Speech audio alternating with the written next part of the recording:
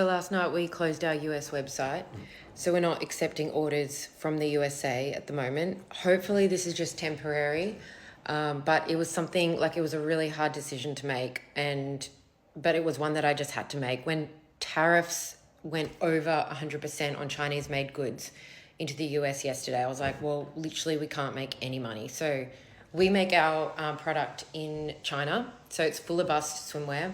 It's like basically like a bra. It's got underwire, power mesh. We do 66 bra sizes. It's like really, really technical, and really good quality. And I have not been able to find anyone else that has the expertise to make it to this standard, let alone make it, to be honest. Like, no one wants to do underwire swimwear. Like, it's way too complicated.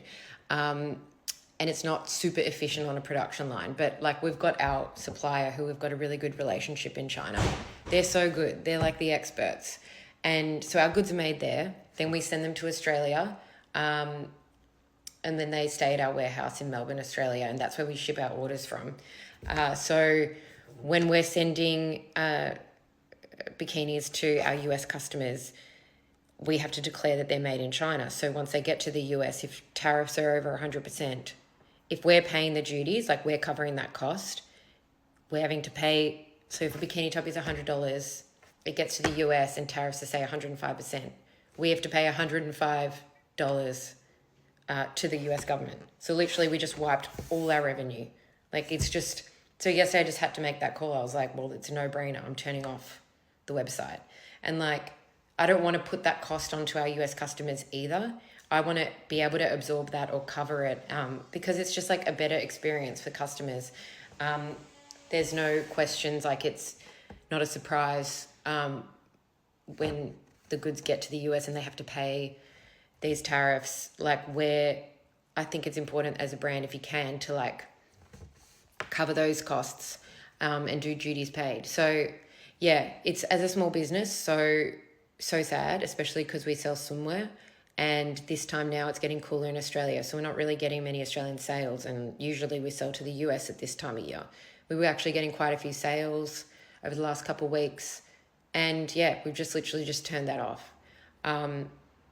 Yeah, I feel really bad for everyone in the US, and like just the uncertainty and like how expensive their goods are going to be, if they can even get stuff, because I assume lots of other brands are going to stop being able to sell to the US.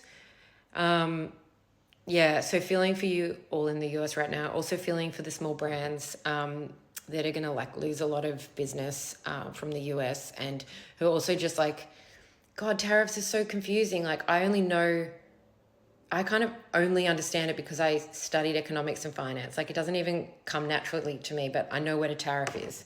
So I know to sort of like be able to read into it a little bit more. Yeah, it's a really tough time. Thinking of all you small businesses, and let me know how you're going with this, what your strategy has been. Keen to hear from you, and yeah. Donald Trump has decided to pause his tariffs for 90 days, not because there's a real plan, but because, truthfully, he doesn't know what he's doing. One day it's tariffs are amazing, and the next it's let's hit pause, like he's running the economy with a TV remote. Meanwhile, small businesses, the ones that actually drive local economies, are getting crushed. Costs are up, supplies are harder to get, and owners are stuck trying to survive in a market that's constantly shifting because of political mood swings. This 90-day pause isn't leadership. It's just a desperate move from someone who started a fire and now has no clue how to put it out. I hate to say this, but most brands are not going to survive this tariff war. 104% tariff has been placed on Chinese imported goods. And you know who that affects the most? Small businesses, small US businesses. And even for a business like ours that is very stable and profitable, we are now going to be going in the red. Effectively, what this tariff has done is it's made it extremely, extremely expensive. We're basically paying taxes that didn't exist before on goods being shipped into the US from China. And we're in the nail business, and there's no way to produce that in the US. There is no factory for press-on nails, and the best factories in terms of craftsmanship is in China. There's a couple that we're looking to in Vietnam, but even then that's like a 48% tariff rate. And just so you guys understand what this will cost most businesses, even last Thursday at the 54% tariff rate, that would be equivalent to us adding 3 times the amount of employees that we currently have. So imagine adding another 50% on top of that. That's like hiring like 500 more people.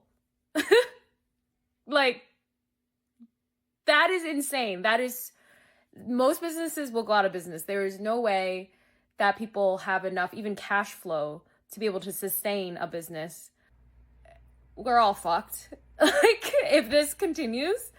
And obviously we're going to try our best, and what's going to happen is it's going to get passed down to the consumer. There is no way that a company will be able to stay afloat and absorb all of this. They will definitely pass it on to the customer, and the customer will have to choose if that is still wise for them to purchase. But I'm hoping that this fizzles out. There's no way that this can continue without a massive recession, and 90% of US businesses going out of business within a year. If this stays on for that long, it will be absolutely devastating for our economy. So I'm hoping that, I understand why he's doing it, but the way he's doing it is, it's not giving us any time to prepare, because to be able to move your entire manufacturer infrastructure to the US, especially for a product category that historically has never been produced in the US, it is so difficult. That would be like a $20 million investment at least. So I guess we'll see how this shakes out, but I think every business owner is in the same boat where we are just like watching the news every second as it comes by, and like redoing our projections, figuring out with our finance team, like what can we do? Like, basically it's all hands on deck. And I was literally in China last week talking to our factory to try to negotiate the 20+% tariff that we had, only for the following day to have the tariffs go up to 54%. And then today, 104%. So I have no idea where this is going. I don't think anyone is. So we'll see. More and more small businesses are speaking out every single day about how Trump's tariffs are absolutely destroying them. And it's about time people started paying attention. These aren't Wall Street giants or billion-dollar brands. These are local shop owners, family-run operations, people who put everything on the line to build something real. And now they're watching it all fall apart because of a trade war that makes 0 sense. Trump's tariffs have jacked up costs, choked supply chains, and shoved small businesses into financial chaos. And what's his response? A 90-day pause. Like that magically fixes anything. No apology, no plan. Just another impulsive move from a guy who clearly has no idea how actual businesses operate. It's like he's playing economic roulette and hoping nobody notices the damage. This isn't strength. It's reckless. And while he plays tough guy on the world stage, it's the small business owners back home who are paying the price, literally. There's like thousands of comments on this last post, and I know a lot of people are just being trolls, but I do think it's important to continue to show how these policies are affecting real people, so I just wanted to clear some things up. First of all, to all of the hundreds of comments saying you voted for this, take 2 seconds to look at my page and it will become extremely obvious that I did not vote for Trump. I voted for Kamala. Okay. Also, a little bit of good news. I actually had a shipment arrive and clear customs like a day and a half ago. Like, after I filmed that video, I realized that that shipment had literally just cleared customs and I wasn't charged anything extra. So that's super amazing, but also I have more shipments on the way, and these shipments will only keep me going for a few months. So a little bit of good news, at least. I know a lot of people are saying that if shipments are already like on the way, then they're going to be exempt from these tariffs. I've also spoken to business owners that the opposite happened. So what I feel like is honestly the most frustrating part is that no one can give anybody a clear answer, and you really just have to wait until your stuff gets to customs and just see what they decide to charge you, which is really, really anxiety inducing for me. And now to address all of the lovely comments from people saying I could have had my stuff made in America, but I just wanted to use China so that I could benefit from cheap child labor. That is racist. There are a lot of bad factories in China, but there are also really great factories that do super high quality work. The factories that I work with have all of the certifications. They pay fair wages. There's no child labor involved. They give fair working hours. The people at these factories actually get way more PTO than like any American company offers. They were just shut down for an entire month for Chinese New Year. So all of the workers in that factory got an entire month off of work.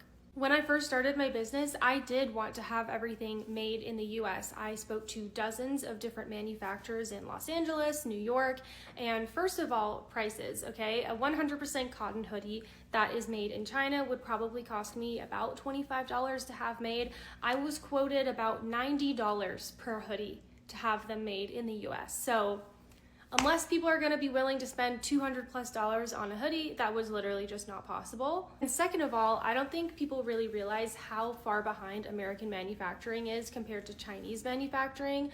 I had so many manufacturers say like, oh yeah, this super simple cut and sew design, we can do this one, but this, and this is going to have to be outsourced because we don't have the skilled labor, we don't have the right equipment. Like they literally do not have the capability to produce these things. So at this point, honestly, I'm just taking it a day at a time. I'm not giving up. I'm gonna try as hard as I can to keep this going. I've put too much money and too much time into this to just give up. So we'll see what happens. And also thank you so much for all of the kind comments. It really does mean a lot to me. So thank you so much. At the end of the day, Trump's tariffs aren't just headlines or political talking points, they're real policies with real consequences. And while he flip-flops, postures, and presses pause like he's running a reality show, small business owners are left holding the bag. These are the people who fuel our communities, who create jobs, who grind every day to keep their doors open, and they're being crushed under the weight of a policy built on ego, not economics. So when Trump brags about being a businessman, remember this. Real business leaders don't burn down the economy to prove a point. They listen, they lead, and they take responsibility. And that's something we've seen very little of. Thanks for watching. Don't forget to like, subscribe, and leave a comment. We want to hear your thoughts on how these tariffs are affecting people where you live.